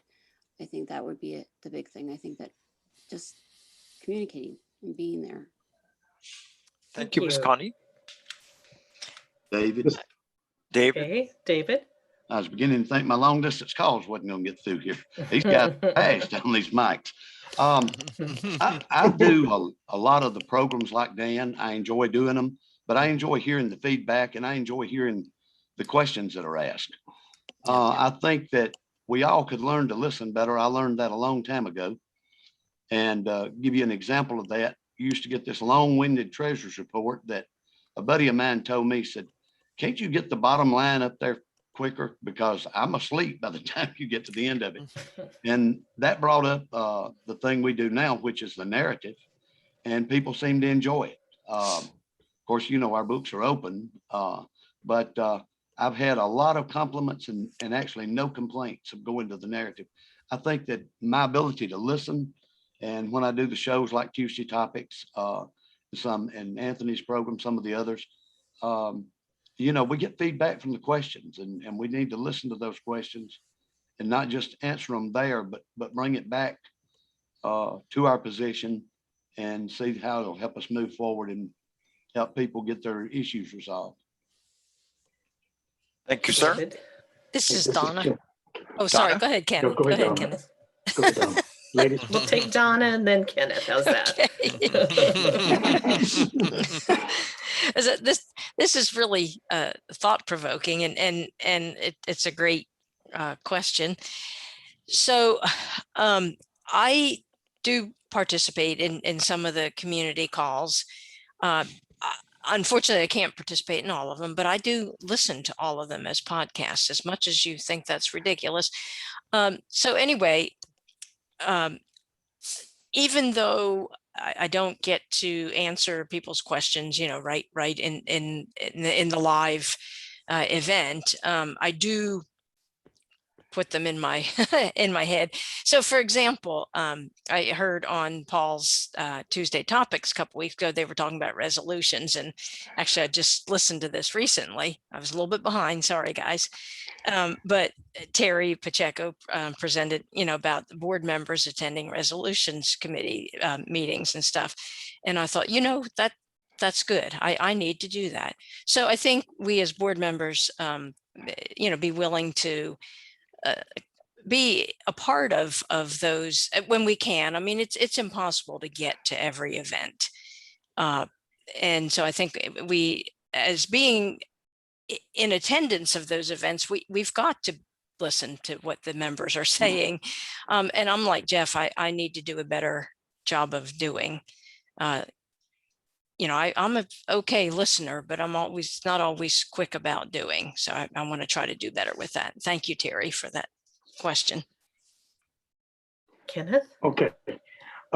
Terry, throughout this evening, we've been talking a lot about inclusion, and I think we all have been trying to do what we can to make sure members are aware of events that are taking place and encourage them to participate. And sometimes we have to send announcements out more than once, and to make sure that they know how to connect with everything that's going on. But individually, hey, I don't know if you all, I don't think any of you really know this other than people that maybe in Texas. I collect phone numbers, okay? I add you in my phone. As soon as I know, if I see your phone number in an email message, I'm putting it in my contacts. And I periodically check with folks just to text or call and just say hello. And sometimes it's mostly on the weekends when I get certain people come to mind and I want to follow up with them, especially people that I know that live alone, don't have family. I just call the members locally on our state level. A lot of people, once they know that you care, you've called them personally and spoken to them, some people begin to call me and just ask me for advice, or they just want to chat at times. So I try to keep that door of communication open, and I want to get better at that, knowing more people on the national level. Within the leadership fellows and DKM first timers, they're all in my contacts, and periodically I'll send a text message, just ask them how they're doing, what's going on, or either call. and I asked them to schedule a call with me so we can get some updates on what's been going on in both of our lives. So there's so many different ways we can communicate, and I'm open to any ideas, and I continue to try to think of new ways to make sure that I'm communicating effectively. This is Zelda. I'd like Zelda. Here we go, putting you at the end again, but yeah, don't take offense. That's okay. That's okay. I'm just going to take a little bit different angle at this. And yes, I do believe that we need to be available to anybody who wants to talk and to really listen to what they have to say. But I think sometimes what we need to do as leaders is be that connection between individuals to get them together. And an example of that is what the BOP has recently done, and in trying just simply to decide, what are we going to do at convention? Do we want a workshop? What do we want to do? Well, we haven't done an editor's thing for a while, so let's go that direction. How do we really know what they have a need for? Well, let's talk to them. So we got to talking in that line and developed an editor's list to connect the editors together. They're the ones that are in the trenches doing that particular job. And so we can facilitate them getting connected by, I just made a bunch of phone calls, made some emails, and got them together. Now they're sharing with one another. So I think sometimes it doesn't have to be information that we impart necessarily, but just forming a pathway so that they can connect with one another. That's equally as important. Very good. Thank you. Yep. All right. So I think we're to the point where we want to get the last question from our audience, Ms. Desi. Absolutely. The last questioner for tonight will be Jamaica Miller, and Jamaica, you should be able to talk.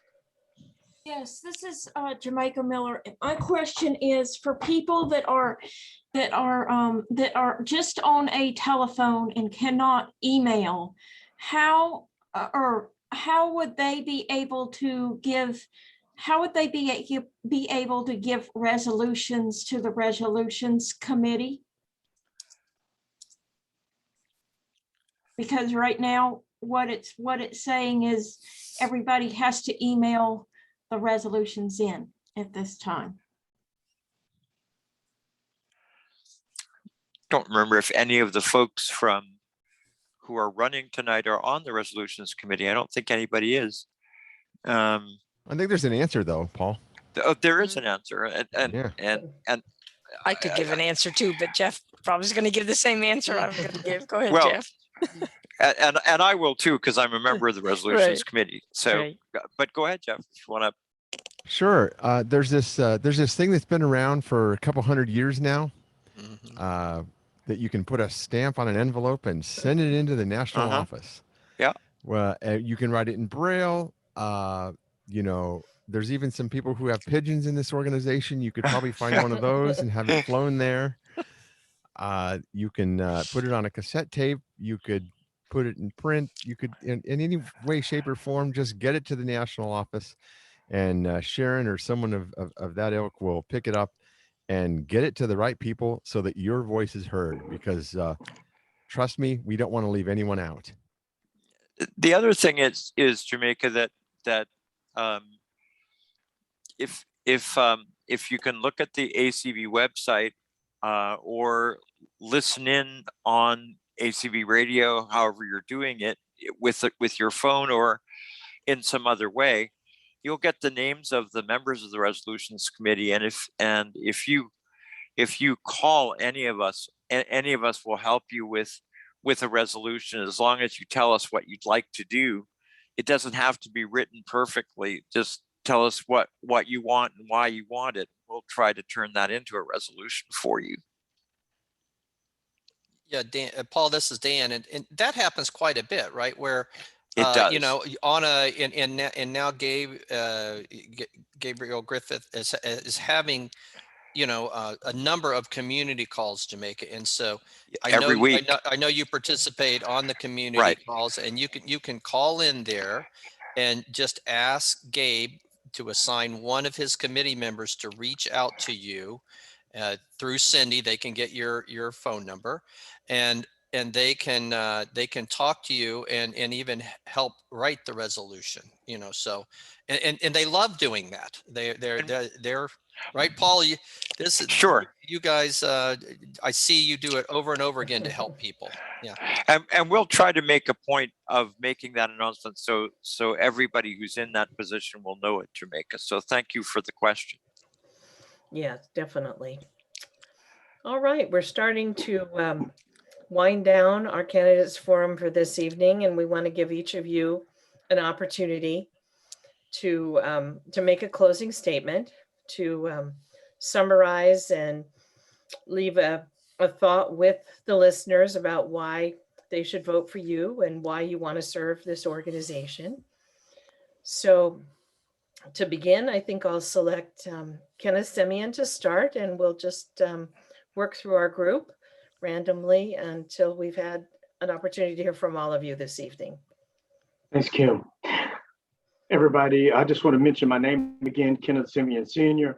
I have been doing a lot of work within ACB on a local level, state, and national, even behind the scenes at times. And I want to be able to continue that, but I want to be more in the know about what's going on. So I'm running for a position on the board of directors, and I also love working with a team. And I know I have something to contribute, and each of us do. So putting our minds together and ideas together, we can come up with strategies that lead us to success. So I want to be a part of a team that's going to make things happen for ACB moving forward and build a future for ACB as we come to a place now where things are going well. They can be better, and we have to continue whatever we get started in life. There's a lot of things that begin, and then they don't continue. But working together as a team, we need somebody to keeping that ball rolling, and that's where succession planning comes in, where somebody always that may come after us will know what's going on, so they'll know what to do moving forward, and that will be our future as we continually include other people in everything that's going on, so they'll know. Somebody will always know what we can look forward to, and I just want to help in every way I can to make ACB better. And I sure hope that you vote for me. Thank you, Kenneth. Very good. Mr. Spoon. Oh, well, thank you, Paul. And I want to say thank you to the members of the American Council of the Blind. It has been an honor and a pleasure to be the president of this wonderful organization for the last 2 years. I'm so proud of what we've been able to accomplish over very, very difficult times. It's just been amazing to me how everybody has pulled together and really lived our 5 core values of integrity and honesty, of respect, collaboration, flexibility, and initiative.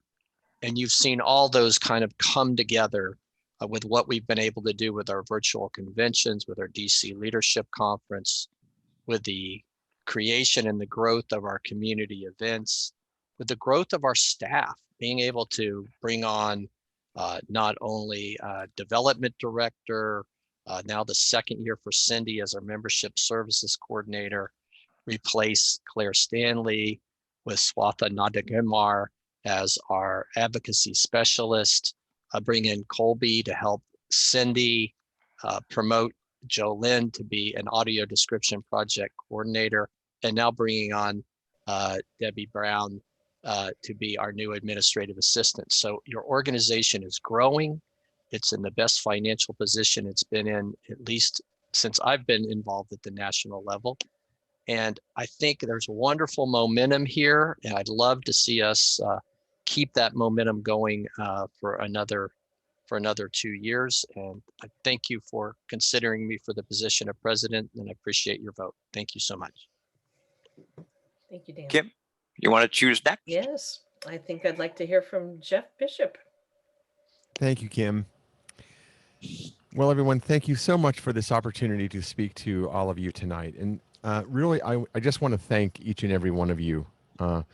I would not be in the position that I am today, even in my career, if it wasn't for ACB. And I am honored to be here and to serve and to try to make a difference. And I'm hoping that you'll allow me to continue that on the board for my next term. We have a lot of things to work together on as a team, because it takes each and every one of us to be able to achieve success for everyone.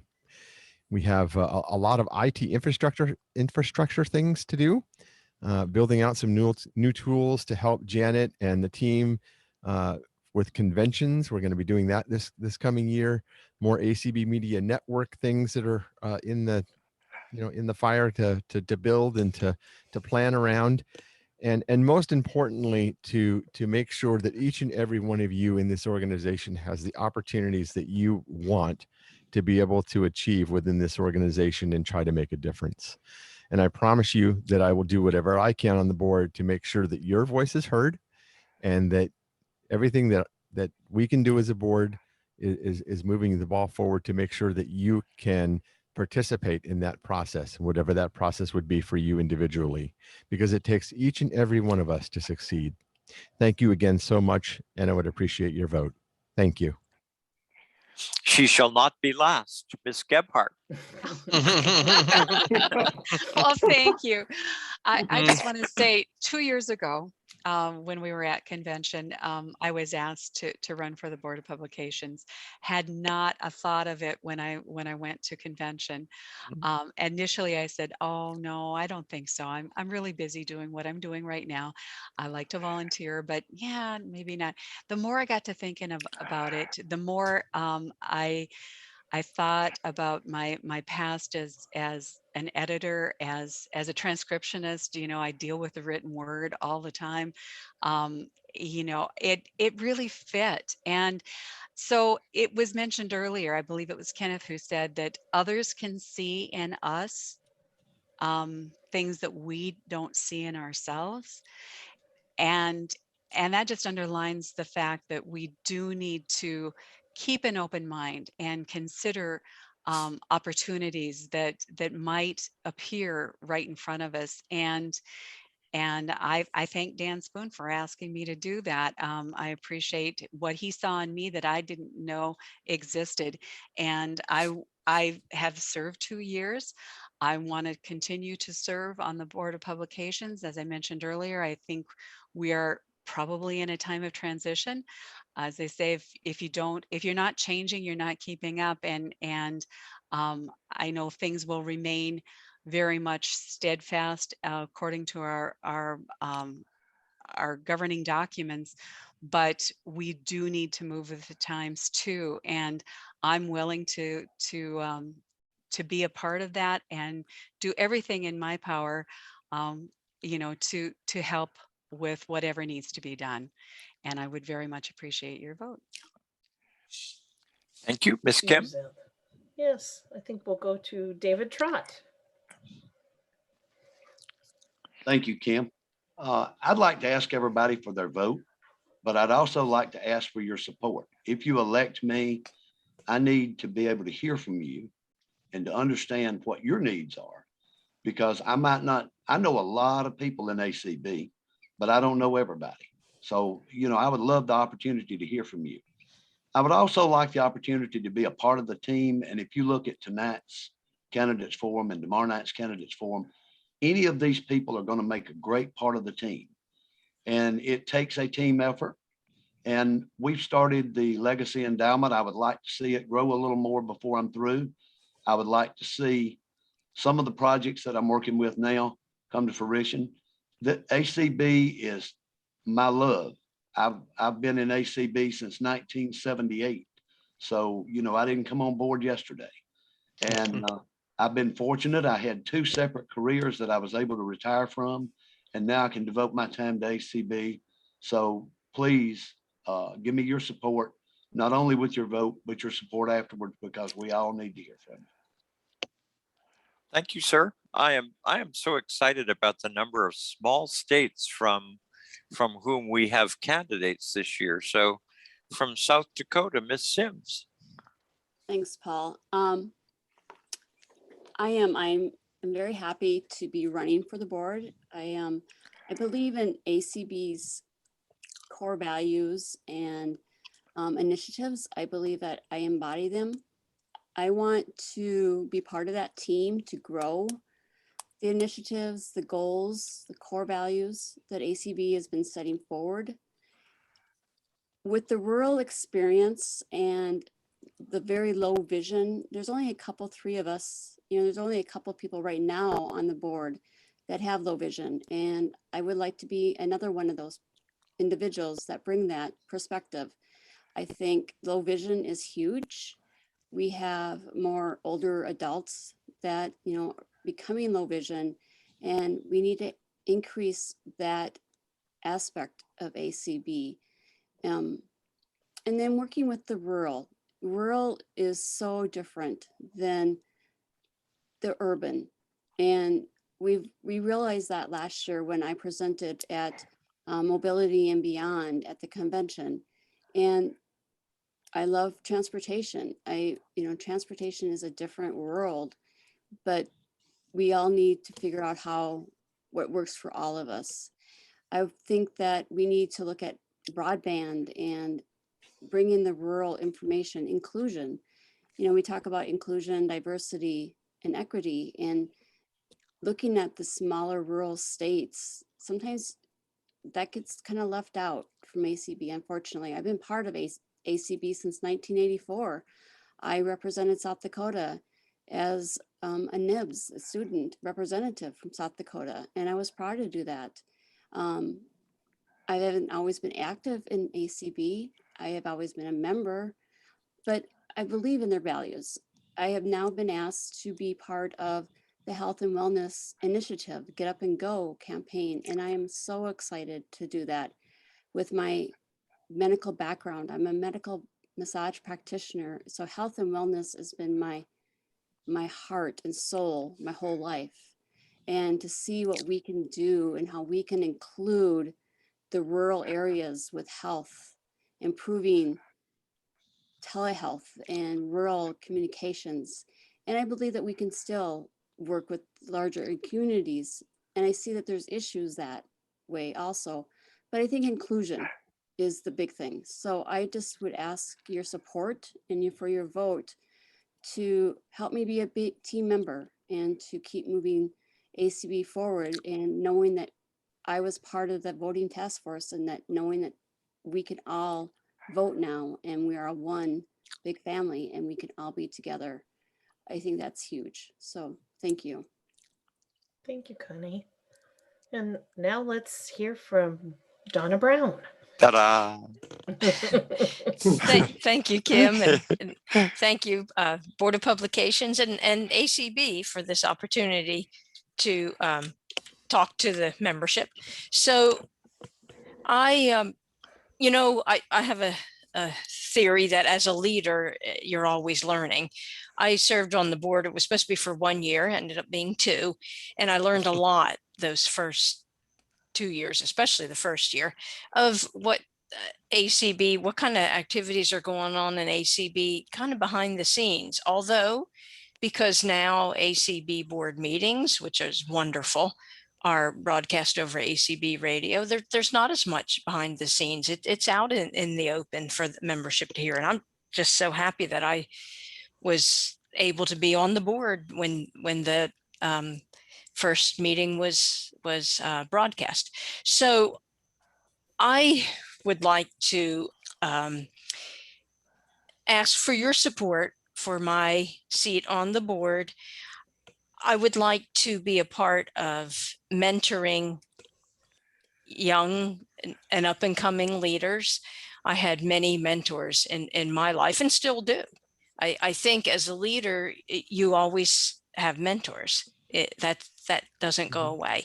You might be mentoring other people, but there's still people mentoring you.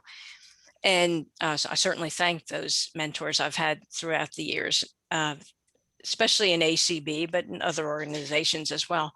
And so I just would like the opportunity to continue to serve on this cohesive ACB Board of Directors. I think we've worked well as a team and will continue to do so. And I just thank you for this opportunity to serve the organization. Thank you, Donna. Thank you. And thank you to all the candidates running for the Board of Directors and the Board of Publications for making yourselves available this evening, for putting yourselves out there and letting the membership hear your thoughts, your opinions, your hopes, your dreams for the future of ACB. I think it's wonderful that we have candidates forums and people have the opportunity to learn more about each and every candidate. And now the next step is participation in the election and voting. And that's going to be an exciting process as well. Having the opportunity this year for every single member of the American Council of the Blind to cast their own vote through a process that has been very carefully researched and is very accessible. Information will be coming in the mail. For those who don't have email, it will come electronically. For those who do have email, it will be accessible. It will be easy to use. Directions will be clear. And there will be hopefully no excuse not to cast your vote in this year's election. Paul, I want to thank you as well for being par excellence, as usual, in the host department. You are extraordinarily good at this, and I appreciate the opportunity to work with you. Well, and I appreciated the opportunity of working with the Queen of ACB. Thank you. You guys, you've only done half your job because you've only heard from half of the candidates. You need to devote some time tomorrow to what I believe is going to be an extremely exciting evening. One of the things that we're going to see for the first time in a candidates forum is actually two people who have decided to run for the same position. And that position is the position of first vice president in ACB. I think this is the first candidates forum.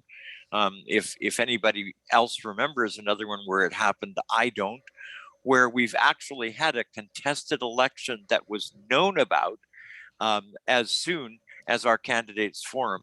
So I think that could be really exciting, but you're not going to be able to make a good choice if you don't know about both candidates. And the same thing applies to the rest of the folks who are running for other positions tomorrow. So you've done your part. You've heard from half of our folks, but please come tomorrow and hear about the rest. An informed electorate is the only kind that's worth having, you guys. So thanks for listening to us and thanks for being here. Thank you. Thank you, Paul. And thank you. Thank you, Kim. Thank you, Kim and Paul. Thank you very much, Kim and Paul. Yep. Thanks, everybody. Thank you. Good Good night, night, everyone. Good night, Good night, everyone. everyone. Thank you.